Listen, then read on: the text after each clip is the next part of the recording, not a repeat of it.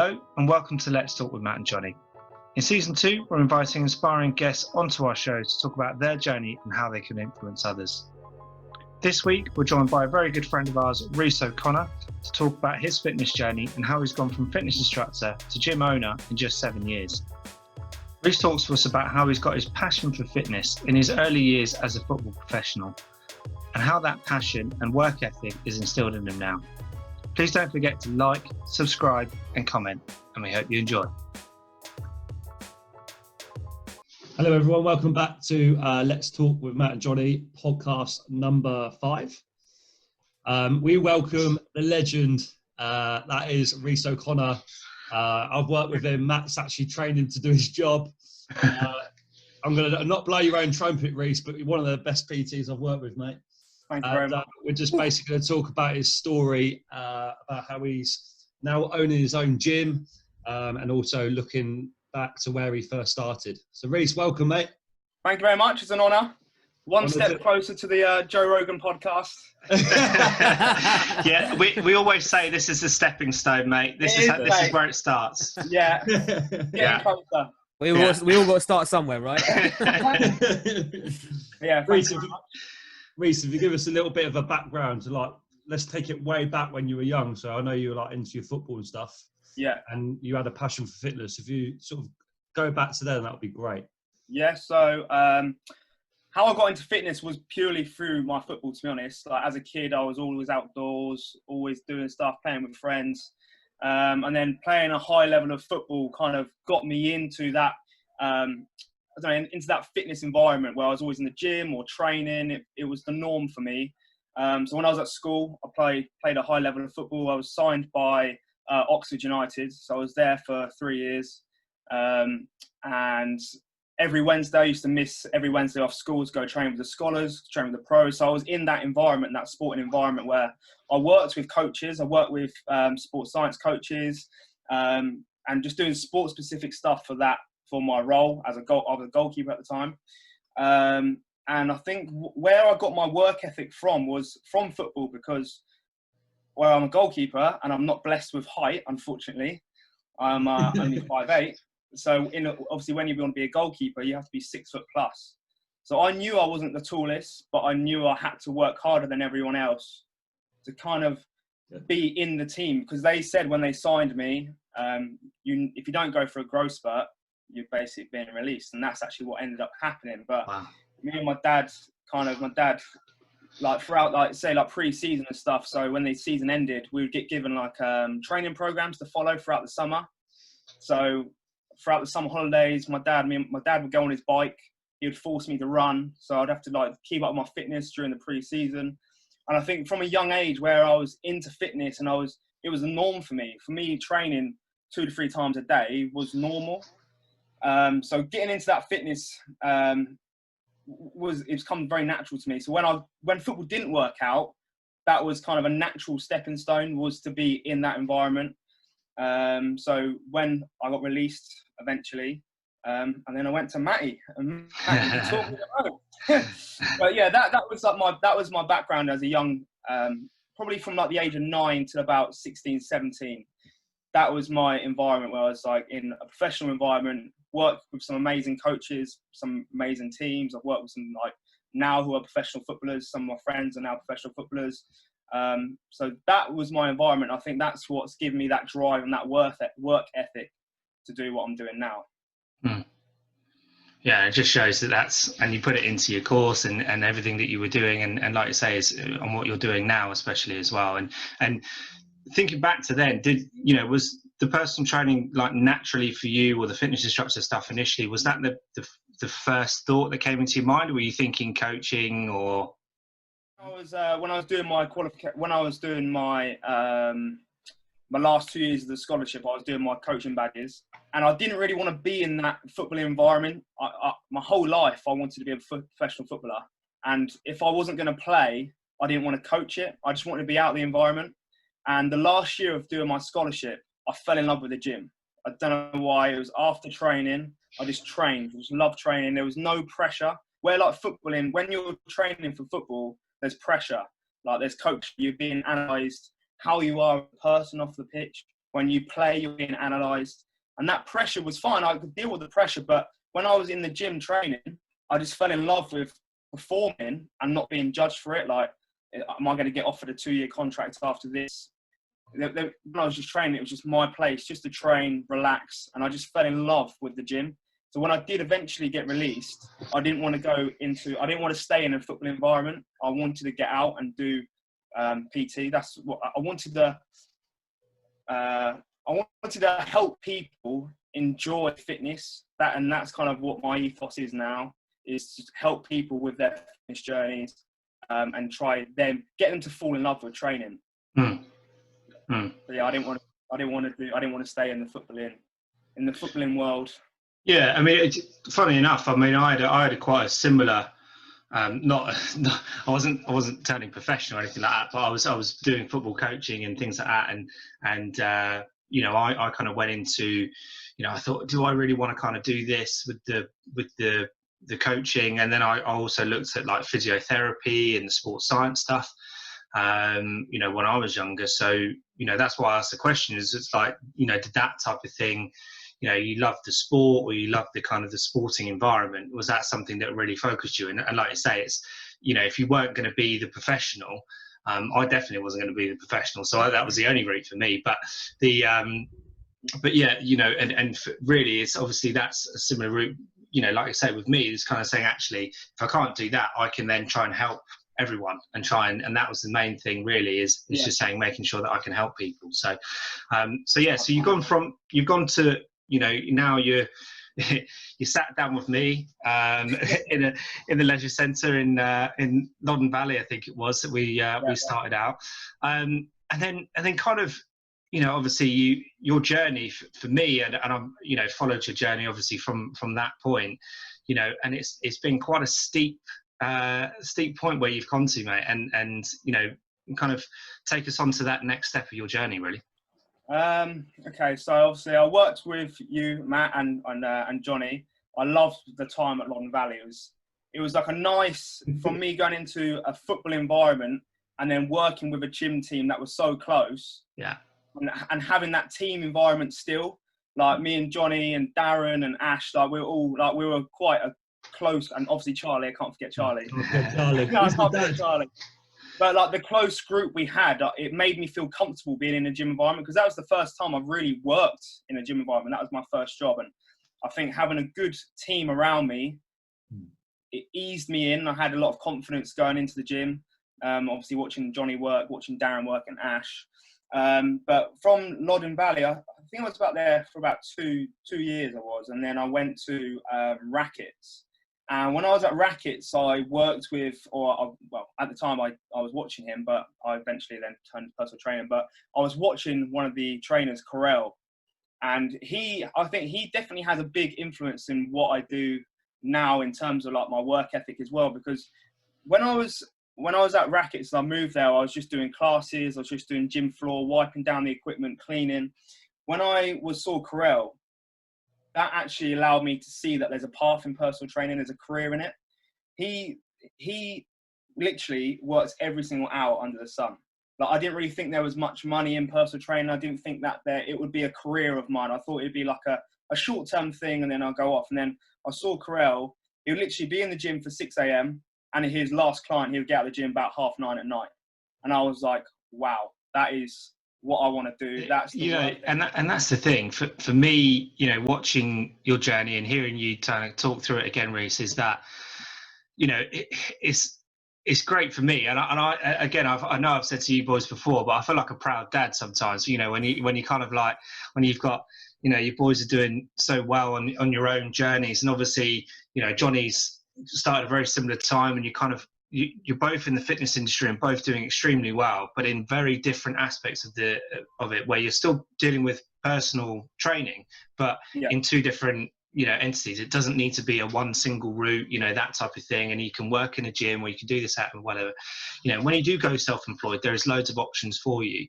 And for me, a burning question for me was, when you bought the lab, as you call it, the Rock Fitness Lab, is that was that like something that you were like, I need to do this. This is my goal. You had that goal when you were back at Rackets, and you were like, right, in 5 years' time, I'm going to get to that point. Was that something that was in your mind? You're like, I'm determined. I'm going to get that. I'm just going to butt in quickly. I'm just going to butt in really quickly, right? Because I'm going to remember one thing when I first met you, and one thing that I said to you was, because you're like a year below me, aren't you? Yeah. And Reece said to me, right, I said, what's your end goal? And he said, to have my own gym. I want my own gym, and I want to create this community. And I'll never forget that, mate. Never forget that. And as soon as you open your gym now, like, that is mad. That is absolutely mad. Like, thanks so much. Because you're quite a confident lad. You're passionate, and it just shows that passion carries your end goal, right? I completely agree with that. I think in this industry, you need to be passionate about fitness. So you have to enjoy what you do, because Johnny, the hours that we do, the early mornings that we do, you have to genuinely love what you do to do that hard work and put in them hours. And if I couldn't work in an office job if I didn't love it and do the same hours. I just wouldn't want to do it. I wouldn't be motivated to do it. Work for me now is not work. I love every single day. Like, I go into the lab, every hour is different. I train someone new. So the conversation is different. The training plan's different, new goals. And yeah, I think to do this job, you have to genuinely love fitness and have a passion for it. And I'm a big believer is you should practice what you preach as well, because I think if you practice what you preach and you have a genuine passion for fitness, it's very funny. You can see a personal trainer doing personal training just for the sake of it, because they don't really know what to do. They've been to the gym a few times, they do start up. I've seen that so many times. But then you can see a personal trainer that has genuine passion for fitness, and you can see that they really thrive off helping people. And I think that you can really see that even on social media. I've worked on seeing a lot of personal trainers. You can see who care and who don't care. If that makes sense. Yeah. Reece, I mean, look, fair play, credit where credit's due. Like, I love hearing stories where people have got a dream or passion or purpose to find, and they actually go and fulfill it. Like, fair play, you got your gym. Like, that's massive. Question I've got for you, and this is going to be relatable for a lot of people that want to go out and start on their own. They want to go out and do what they want to do. However, and this is one thing as a coach, when I'm having coaching sessions with my clients, they have a lot of psychological barriers. So when you went back, so go back to like when you were first starting out, that first moment or the first 6 months prior to you actually being self-employed, like, did you have any psychological barriers? And if so, like, how did you overcome them? You can ask my girlfriend about this. I didn't sleep for about 2 weeks. That's quite a big one. Yeah, literally. It's the unknown. That's what it was. Rock fitness wasn't even a thing. Like, self-employed was very scary. The thought of doing my own taxes, like, I didn't have a clue what any of that was. I had to get help with that. And how do I promote my brand? What do I want my brand to be? Are my clients going to come with me? Am I going to leave the gym and no one's going to come with me and I'm going to have no clients? There was so many worries going through my head, and it is the scariest thing. But if you are passionate about it and you want to do it and you believe in your work ethic, that's something I believe in, my work ethic. I know I work hard and I'm willing to put the work in, that's for sure. And I think that the hard work does pay off. So yeah, it was very nerve-wracking, mate. And I was actually in Thailand when I made the decision. I was on holiday, and we made the decision to do it. And I never looked back. And yeah, it's not. I wasn't going to say I'm not scared. I wasn't scared of doing it, and it wasn't worried. Of course, I was worried, but I think there's no regrets now. I'm so happy that I've made that decision to do it. So if there's PTs out there and you kind of work for commercial gyms and you're not happy and you have it's calculated risk, that's what I call it. Is you have to be calculated risk. You have to have a client base behind you, or you have to have something that you're going to. If you've got bills to pay, you need to make sure that you're getting enough income in to go over to cover yourself, because the worst thing you want to do is worry financially. Because I see a lot of personal trainers, especially at Rackets, I saw a lot of personal trainers start in their mid-30s.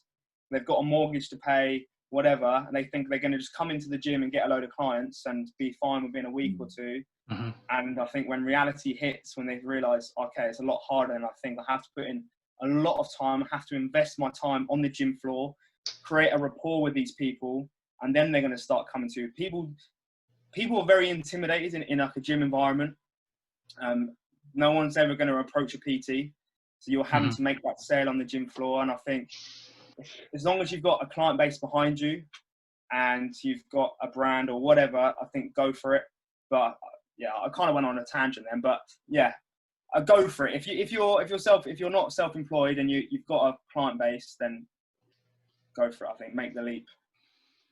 Sorry, I waffled on there. No, it's good, mate. No, That's absolutely fine. Absolutely fine. I mean, the thing is that also as well with saying that is that, obviously you've set up your own space and you've got like a wicked space that you're kind of like training all your clients out of and everything else. Did you, with that, was that something that you were, obviously you were saying that was like your goal that you wanted to achieve, but was that something that, did you have to like save a load of money every month or every year to kind of say, right, I've got the initial capital now to put that into that, that investment, of running your own lab, and saying, right, okay, this is it, rather than, because a lot of people that, like you say, a lot of PTs that will go, they'll just work and work and work, and any extra money that they're getting, they're just like, oh sweet, I can go out and spend a little bit more this month. Where realistically, was that part of the journey as well? Well, I'm lucky enough to work at, so it was a very exclusive club.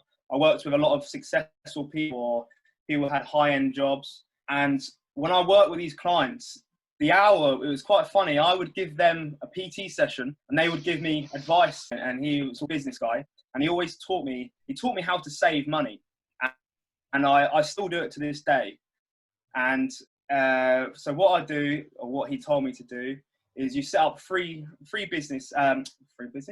bank accounts. You have your main bank account, and then you have kind of a bank account that you put £50 to £100 a month away, and if that's kind of your holiday money, you just put little bits away, just keep stashing money away. And then you have your goal, so like what you want to save for, and then you try and put as much money as possible into that third bank account.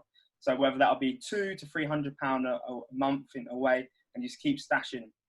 And for over like 2 or 3 years, he kind of was saying, how's your savings going? How's your savings going?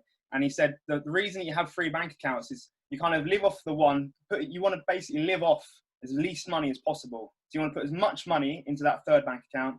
But second one, if anything comes up with your car, if your car needs an MOT, you've got money in that second one that money's already there. You just pay with that money one. You're not having to clutch money from from nowhere because you've got no savings. And that is what I do today, and that is what I've done to kind of get money for the lab. That's what got me my first property. Is I have savings. I literally just put money away each month, and I'm anal about that now. I love savings. No, my mate. I do exactly the same as you.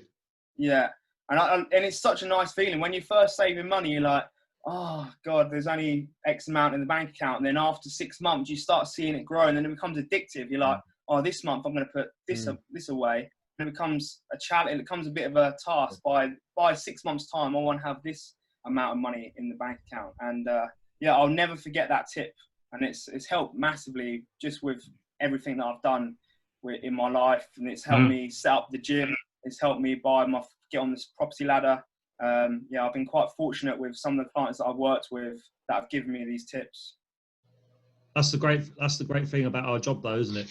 We meet so many different people with different jobs, different opinions, and you always take it on board. I'm always asking questions to the right people.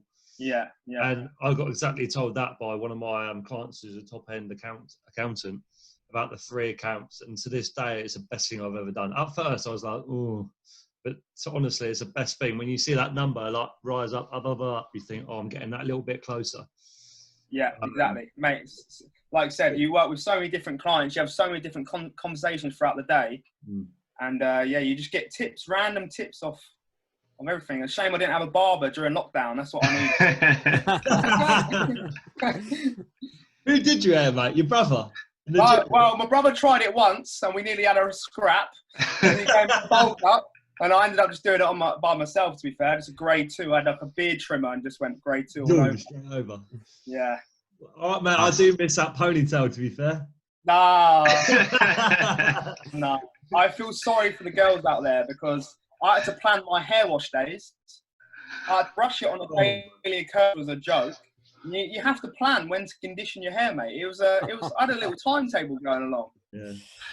You did look decent. That Robbie Savage look, mate. I'll tell you what. I'll go for more Jimmy Bullard. He's Jimmy Bullard. Yeah, I'll take Jimmy Bullard. And then getting back away from your hairstyle, Reece, we'll getting back to your business. What's the next steps for the lab, really?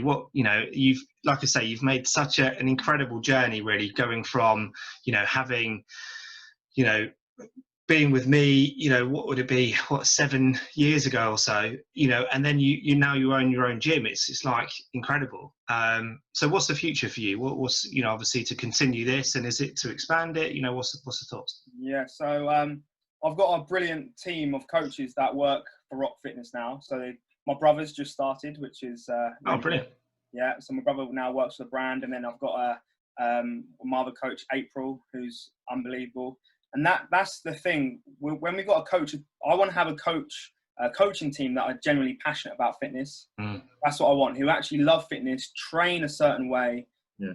I don't want just any random trainer in the team. I want them to come to the lab, train the way that we train people, because we know how, when you train that kind of way, you know how your client feels at the time. So you can kind of push them, and you can kind of gauge how they're feeling by the workout that you've done for them. Basically creating a good team, trying to get maybe 1 or 2 people on board in the next year or so, growing the gym, potentially looking for a bigger unit. Obviously, we were looking for a bigger unit, and with lockdown kind of coming in, we've had to maybe put a pause on that and just keep it how it is for now. But the goal was to find a bigger unit and expand. But I think the sensible idea, just for now, is just to stay where we are before we invest a bit more money into the business. Definitely, there's no rushes there, really. You've, like I say, you've got such a great team. With you being, leading the team with that kind of community ethic and that work ethic, and then just all kind of working together. It's great, mate. Yeah. I really like the community that we have down. I was saying to Johnny last night, actually, the community, and it's the same with Johnny's business.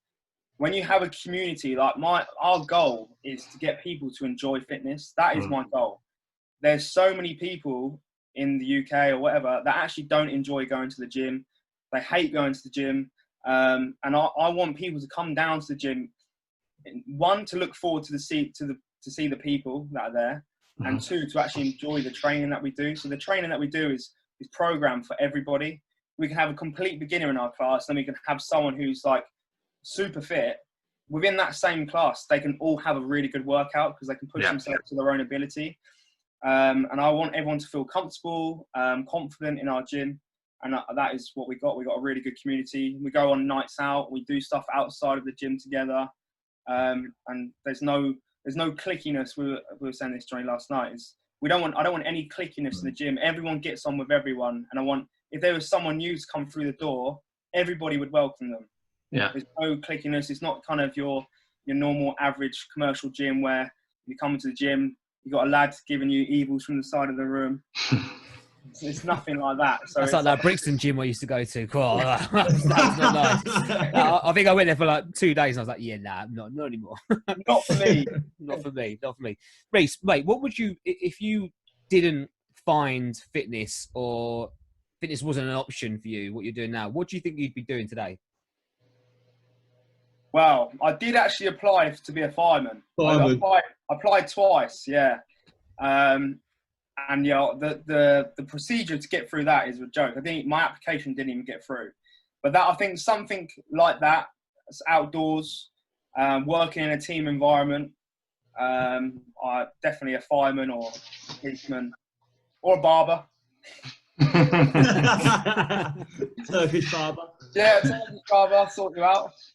But yeah, anything that I'm working with people, I'm in a team, or I'm a very sociable person. So, Reece, I've got a little burner or a question as well, mate. So in your, like, since being self-employed, so coming away from rackets and opening up the gym and starting Rock Fitness and stuff, what has been your lowest point, where you've literally, like, your lowest point, or where you've been really challenged from a business perspective, where you thought, shit? Any of them? I haven't really had one, to be honest, mate. The only thing that I would say that is a bit of a negative, and I think lockdown has actually sorted it out for me. I burnt out. Yeah. I was working all the hours under the sun, and I burnt out. And I think personal trainers, if a client wanted a session at 4 o'clock in the morning, I'd do it. Yeah, I'd work every single hour under the sun. And I think that would be my only negative, is I've burnt out. And I saw a lot of people on social media, they was hating lockdown. I was loving life, mate. I was loving life. For the first month or two, didn't have an alarm set for 5 o'clock in the morning. Me and Jess spent some quality time together. We went on some lovely walks. And obviously I was lucky enough to have the gym, so I was still able to train at the gym. And I was able to kind of refresh, think about things properly. So now that we've opened up, I've actually given myself a schedule. So rather than working every single day, I have Monday and Tuesday where I work full days. Wednesday, I work in the morning, and then I'm going to go play golf for the rest of the day. I've been playing a lot of golf. So I work Monday, Tuesdays. Wednesdays are like my day off. I give myself a half day. I work Thursday, a half day Friday, half day Saturday, and then Sunday off completely. And I think having that break and being forced to reset, I've kind of looked at it from a different perspective. Lockdown has made me realise that I know it's hard because I really enjoy what I do and it's my business, but there's more to life than just work. And I think it's hard. It's hard to think like that, because when we, Johnny, like you say, when you see the hard work that you put in, you see the rewards immediately. So it comes very addictive to work all the time. Yeah. But I think lockdown has forced me to just take a step back. I've obviously got a really good team of people now, like my brother and April. Give them more responsibility in the gym. They're loving what they're doing. And then, I'll say that is my only negative, is that I've burnt myself out. I've done that a few times where I just work all the hours under the sun. And our job's slightly different, Johnny, where I can't turn up to work, go to my desk and be like, oh, can't be asked. Exactly. Can't be asked today. Bosh, you need to be on it. You need to be motivating. You need to be inspiring. And I personally don't drink, but I couldn't go out on a Saturday night and turn up hungover on a Sunday morning. You need to be on it every single day. And I'm one of them people that I'm quite hyperactive. I've got constantly loads of energy, and I'm never really in a bad mood. Well, never in a bad mood, to be honest. I'm always quite a positive person. And I feel like when you're like that all the time, and you're working the hours, you're not really getting much sleep, you're training, it does take its toll on you. Yeah. I'd say that is the only negative in the fitness industry. Yeah. But I think everyone, have you experienced that, Johnny? Mate, I've had many conversations with Matt. I think one time I even cried down the phone, to be honest. Yeah. I just couldn't do it. I was just trying. The thing is with me, and very similar to you, mate, is that I want to have as many people as I can, but then sometimes I just forget about myself. Yeah. And I'm like here, and everyone's here like progressing really well, and there I am, just like knackered. Because you give so much energy and that positivity and motivation. It's not a case of turning up and, like yourself, I'm not standing there on my phone or just standing there counting reps. I'm getting involved and being part of the training. And obviously you're looking at social media made a massive impact with me, and probably maybe you looking at other people. I've stopped that now, looking at other people and thinking, I've just got to keep working because I need to get up here. And I've got to put in so many hours, but what I've learned, and after talking to Matt, is it's not about the hours, the amount of hours you do. It's about the quality of work that you give in a small amount of time. Not working 12-hour days. Yeah. And then by the time you get to 6 o'clock, 7 o'clock, 8 o'clock clients, you're absolutely wiped out. Yeah. And you've gone away from that work from a PT point of view, going, do you know what? I only put 80% and I should have put 100% in that. And what are they going to think? And clients get to know you and get to notice if you're tired. Yeah. And they if you're constantly buzzing all the time, hyperactive and energetic, they're the first people to say, are you all right? Yeah. You seem grumpy. Do Do you see what I mean? So you always want to keep those standards high. Absolutely. So like you said, like I always massive. I always ask myself the question. I always put myself in the client's shoes, and I always think, if I was the client, would I be happy with the service that I've just given? If I spent £40 on that personal training session, would I be happy with that? Yeah. And I always like to think that I would, and I do give that service. But I always like to put myself into the client's shoes and think, if I was that client, would I be happy with the session that I just delivered to them? 100%. And I think that's a good way of looking at it. Because you care, mate. Yeah. Because you care. But yeah, burnout. If you're listening, if you're feeling that burnout, just stop, reset, don't keep going. And Sam, we spoke about it before. Yeah. Oh mate, it's horrible. It's not a nice burnout. I mean, I'm not into the fitness industry, but I had like a psychological burnout, which was horrible. Cried, went for a walk in the rain. Like it was weird. It's just a weird thing, like a weird moment. You can't control it either because it's happening unless you stop it. But yeah, what you said, Reece, earlier about going through lockdown, you just found that balance. Yeah. If you didn't have that, and we spoke about this in a few podcasts ago, but balance is so important. Yeah. And sometimes it does take you to burnout to actually realise that you do need to slow down. You need to have that balance, which is so important. Yeah. I think being someone who's constantly on the go, if I was to have like a chill day, I would feel guilty for it. I'm not doing anything. And if now I realise that's why I've started playing a lot of golf, because I'm like, right, okay, that is my chill time. I'm not one of these people that can sit on the sofa and watch and mong out and watch TV for like 6 hours. I can't do that. It does my girlfriend's head in.